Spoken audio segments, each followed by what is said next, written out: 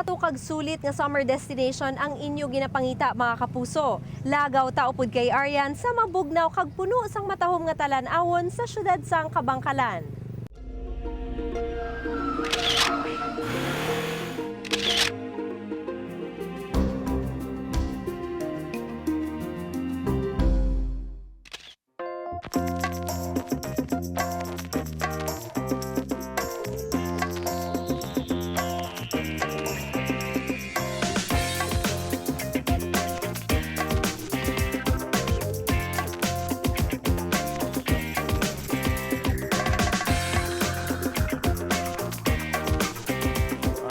The reason nga ginabalik-balikan ko sila, it's because first and foremost, medyo may pagka-nature lover ko, and at the same time,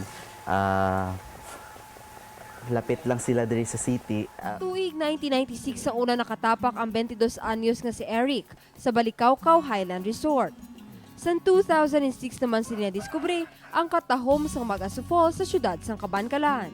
Sumugod sa adto, hindi naman maisip kung makapila na ko no ini ka beses nagbalik-balik sa nasambit ng mga mountain resort. So, first time ko nga nagkadto sa Balikawkaw was during high school, first year high school with, of course, with my classmates and sa iba ni mga kabarkada.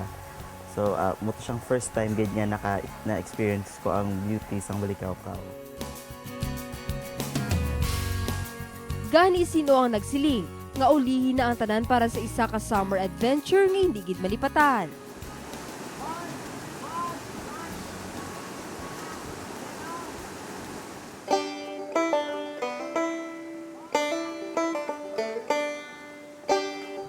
Mga kapuso, ang syudad sa Kabangkalan bantog hindi lang sa malimpyo sini nga palibot, kundi pati man sa mga tourist spots nga sigurado sulit gid para sa inyo summer vacation.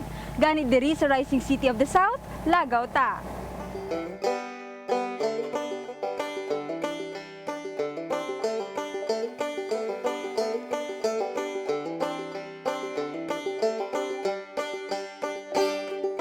Iapresyar ang katahom nga makitaan. Diin man kita dalon sang hangin. Anuman kabudlay ang alagyan. Aton atubangon ng ginakahadlukan. Nga wala sang may ginaatrasan.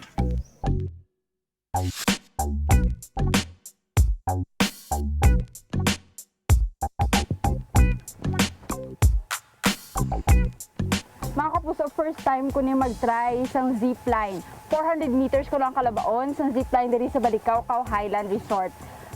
Nakabaan ko pero kayanon ko ni. This is it mga kapuso. Una nga nagsabak sa zipline ng akon kameraman nga nakuha pa mag-selfie samtang yara sa kahanginan. Ang makitaan ko ano katahom ang gintugas ng Diyos. Isa ka buta nga magapuno sa imo mga mata samtang yara sa ibabaw.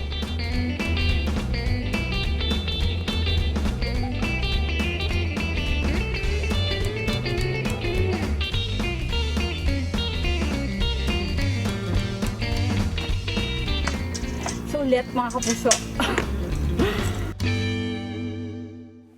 Kung adventure naman na ginapangitan nyo mga kapuso antes man makasaka sa Magasu Falls, dapat ninyo tistingan ining magsakay sa habal-habal. Pag sigurado gid nga kamo makahambal, it's more fun in Kabangkalan.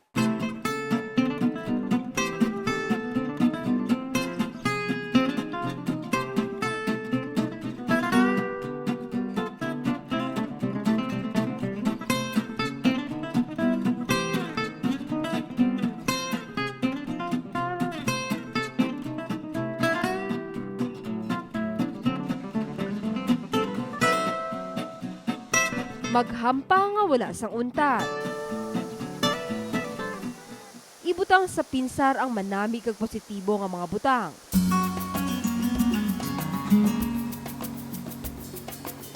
Labyi lang ang mga palaligban. Diskubriho ng mga tinago nga butang. Kag silinggani nila, live life to the fullest.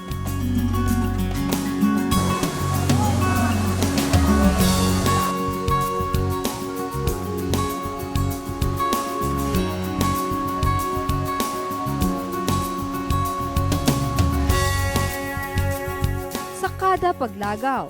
Hindi man pagkalipatan nga pabaskugon ang pagtuo. Kag siya ang pasalamatan sa bugay nga iyagi na regalo. Kung sulit kag barato nga summer destination ang inyo ginapangita mga kapuso, nga hindi ninyo pagdistingan nga magbisita sa Kabankalan. Sigurado ini ang hindi gid ninyo paghinulsulan. Makapila naman ako kabeses nakakadto sa Balikawkaw kag Mag-aso. Bangod ako isa man katumandok sa Rising City of the South. Ang masadya kag hindi malipatan nga eksperyensya ko diri ang magapabilin sa akon nga tagipusoon hasta sa katubtuban.